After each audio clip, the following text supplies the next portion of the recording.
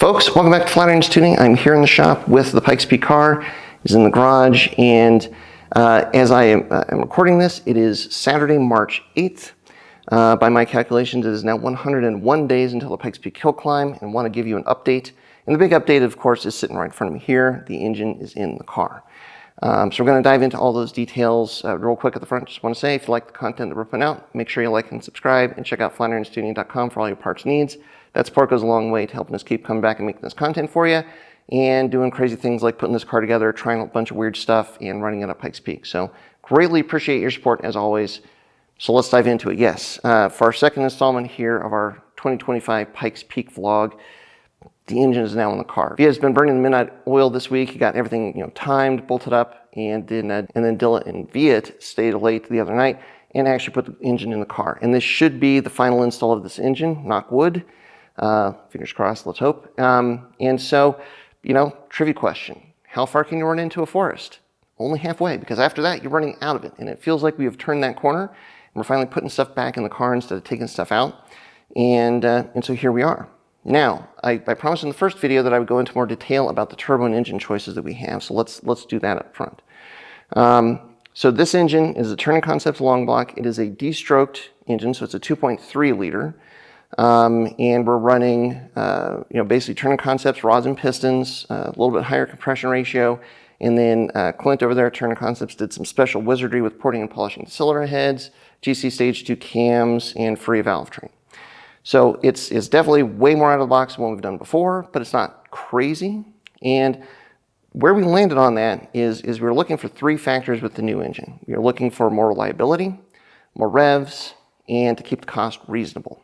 Now, the reason that we have to keep the cost reasonable is because, like we talked about in the first episode and others, is, because we're running Pikes Peak, which is, it's 1 day a year race. It takes place basically over a whole week, but the race itself is just 1 day. You get one shot at it. We've got to keep the car reliable, and if something should happen, and it has happened to us a number of times in the past, you've got to be able to, go through the engine, get the car running again, because you only get one shot. That's it. And so we need a backup. So, when you're trying to plan out an engine, and then all of a sudden, like you can put all of your best wants on the list, but then when you realize, well, I got to do this twice, I got to pay for two of these things. And really, we didn't want to have just two short blocks. We actually want to have two complete long blocks, so that, like last year, if something should happen where, the engine is hurt, possible head gasket issue, whatever, we want to be able to just pull the engine out and drop in a ready-to-go engine, so that we don't have to. So we have to spend the minimal amount of time to get the engine in the car to get it running again, and we have the highest chance of success. Like everything is as buttoned up as can be, so that we just spend minimal amount of time, get the engine back up in perfect running order, and then we can keep going with the race and hopefully have a good run up the mountain. And so, factoring in for that for two of these engines, well, let's keep things reasonable. So this is an open deck block. It is basically a D-stroke version of the Turning Concepts 2+2 Street, plus 2 millimeter rods, and semi-closed deck. And a lot of that is from, basically, that decision was made from a cost-saving standpoint, and because, big power is not the goal. We know that if we try and make 900 horsepower, the reliability, the chances of keeping the car together for that entire week, going to be really challenging. So we're only looking for a minimal bump in power, and really the revs are a bigger priority than the power. So why are RPMs such a key consideration? Well, it comes down to this guy right here. That guy, the sequential transmission. So when we picked the Modena Group N rally ratios, there was a couple reasons for that. One is because they're the most available. That's the most common ratios that they make. So if we need a replacement part, it's going to be the most readily available. Two, having a minimal RPM drop between gears really helps when you're running a sequential, because if you're running an engine like the Subaru EJ here that was not designed to run with a sequential, having that instant engagement of a lower gear and an RPM drop, that can cause some stress on the timing components. So the less of an RPM drop you can have, the easier it is for the engine to just kind of absorb that and go on. So there's a big advantage there. And with Pikes Peak, where you have a lot of tight corners, a lot of long sweepers, with all these tight ratios, we're always going to be able to have the right gear to come out of every quarter short, if it's a tight corner, long sweeper corner, we're going to have the ability to use that. And really, it's a very low top speed of Pikes Peak. Probably best case scenario, once maybe twice on the whole mountain, you're going to get up above 130 miles an hour, 130 miles an hour. So having all those short gears means we can really utilize the transmission in the corners much better. So that's why the short ratios were a priority. But to keep everything working in that higher RPM range, to be able to really make sure that we can shift, at 8,500 RPMs instead of 7,000 RPMs and have the engine work and make power, keep everything happy and so that it can actually work the way that we envision it working and we want it to work, well, that's where, the engine and the turbo is a key selection. So let's talk about the turbo that we picked. All right, so let's talk turbos. The turbo that we're using, it's the Roger Clark rotated turbo kit, and we're using a Garrett G3770 turbo. The reason we're using that is because, with the sequential and wanting to stay in the gear longer, being able to rev the engine higher, to shift at, say, 8,500 RPMs, you don't make power from just revving the engine higher. Everything has to work together to make power at these higher RPM range. That means the engine down to the engine design, the pistons, the rods, the cylinder heads, the cams, and the turbo choice. They all have to work together and be able to work efficiently at that higher RPM range where there is less time to pack all the air into the cylinder to be able to use it to make power. I did a quick calculation here, and I've got it, so I want to make sure I get this right. So with a 4-stroke engine, it's basically 2 full rotations of the crank to complete a combustion cycle. So when you have a 2.5-liter engine like our old one, at 7,000 RPMs, you're using basically 145 liters per second of air.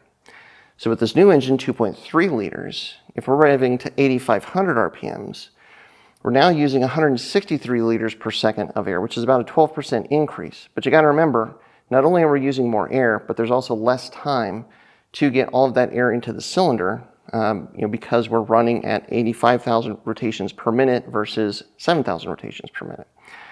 So that's where everything has to work together, and that's where we picked the G3770. And that's where we like this combination of the D-stroked engine and all of the custom headwork and stuff that the Turn Concepts has developed to make sure that we are making power and going to be able to use the engine and the transmission together the way that we want, to be able to stay in the gears longer, to rev higher and keep the reliability up. So that's how all of this package came together. Everything has to be considered together. You can't just make one change. And really, kind of when we picked the sequential transmission, we knew that a D-stroked engine was probably in the cards because we were going to need to eventually have the ability to stay in gear longer, to rev higher. And so now here we are, and we're really excited about this possibility. Okay, the last bit at the end of this video here, got to touch on scope creep. That is our nemesis right now with 101 days left to go. It came up again last night. This is going to come up nearly every day as we continue working on the car. So I wanted to touch on it because you're probably going to run into this at some point yourself. In my mind, the calculation that we always have to do is time trumps better pretty much across the board, because if we can't make it to tech, if we can't shake the car down so that it's properly developed, and if you've watched our 5 mistakes video, again, testing is it's so critical, and we've had the tendency in the back to basically prioritize making something better versus getting it done sooner, and that's where the testing evaporates, the chance to test evaporates. And so that's where we're trying not to do this year, but it keeps coming up, and so in 2 different forms, it came up yesterday. The first is, I'll show you, it's over here, the transmission cooler. So the thing with the transmission cooler, so we've got it mocked up, but it's not plumbed in yet. And where it came up is in regards to wiring the transmission cooler. So the thing is that it's driven by an electric pump, and for the electric pump to work, the transmission fluid has to be at a certain temperature before you turn it on. So it's not enough to plumb it in and then wire the pump so that it can cycle the fluid through the cooler. We've got to then have some kind of way to control it based on temperature. So we started talking about the different options for that. And the thing of it is we've run this car at Pikes Peak, last year successfully. We've tested it high plains successfully, our racetrack, where we've driven it, sometimes even up to 20 minutes straight without really having a known issue where the transmission fluid got too hot, but if basically the complexities that started to come in with how do we control the transmission cooler and get it working properly, and so that we don't kill the motor because we're turning it on too soon and the fluid's not hot enough, those sorts of things. It got complicated quickly, and so then it's like, oh, well, we could do this, we could do this. It was almost to the point where Jeremy was going to have to start reworking, not a huge part of the wiring harness, but a decent part of the wiring harness that would add time. So this is where we're going to try and build in the capability as much as we can, and we'll address it if we have time to do it. But if we have to run this year without the transmission cooler working, that's okay for Pikes Peak. We can get it working after the race. That's going to be fine. The other one is the intercooler. So better view of it here now than last time. So we're running basically an old Crawford intercooler setup. And this is the front mount that we've been running for the last 12 years of running this car. The intercooler itself has a 2-inch inlet and outlet size. All the plumbing for the intercooler has been 2 inches and always has been, and we've been able to make good power with it, and it has worked. But then all of a sudden the thought came, well, what if we upped the outlet side of the intercooler to 2 3/4 inches, so it's just a straight swap straight coupler into the turbo, so that we're not shrinking things down and then expanding it. There can be some advantages in having that larger cold side of the intercooler versus not. Well, but then that requires a new intercooler core. And then, oh, well, what if we could get something made? Because, something that has a 2-inch inlet, 2.5 or 2 3/4 inch outlet is not exactly standard. Could it be done? Absolutely. Would there be some benefits for it? We'd have to try it and see. It's possible. And related to this is the fact that we're using the bigger turbo, the Garrett G30, and that we're trying to rev higher. So, prioritizing, having a more efficient intercooler core or something that's going to work more efficiently in this higher rev range, higher power range, bigger turbo, all these sorts of things, this is where it all comes from. But it's like, well, if we have to wait for a core to be made, and that takes 2-3 weeks, optimistically, then that's 2 3 weeks we have to wait before we can get the piping made, because they can't make the piping until they have the intercooler core, and just time can evaporate really quickly. I mean, we have other projects or other things we're waiting on. We still don't have the dry sump tank. That should be coming in next week. It should be, but it's not here yet. We've got to get the turbo installed and make sure that everything fits there, and then the intercooler piping, and then wiring, because the wiring schedule changed. The plan now is to get basically everything physically in the car, get the intercooler piping made, and then Jeremy should have enough time to come back and do the wiring towards the end of the month or beginning of April. So we're already into April just from the wiring standpoint alone, provided then all the fabrication can be done before that. And so then if we add in basically a front mount to that we might have to wait 2 to 3 weeks for, optimistically, it's like this is how weeks can just evaporate. You make these changes because you're prioritizing better over time. And that's where I think there's a reasonable chance we're just gonna stick with this intercooler core this year. And then if we have an issue with it, if we don't get the results that we want with the turbo, maybe next year we do the different core. But we're still gonna make some calls on Monday, see what comes up, see what makes sense. Yeah, it's always something, and it's just, yeah, we're trying really hard this year not to run out of time. Have not done the best job of that in prior years, and so really trying to make that a priority this year. So that's where we're at with the second installment of the vlog. So thanks so much for watching. Thanks for your support as always. Thanks for tuning in. Thanks for cheering us on.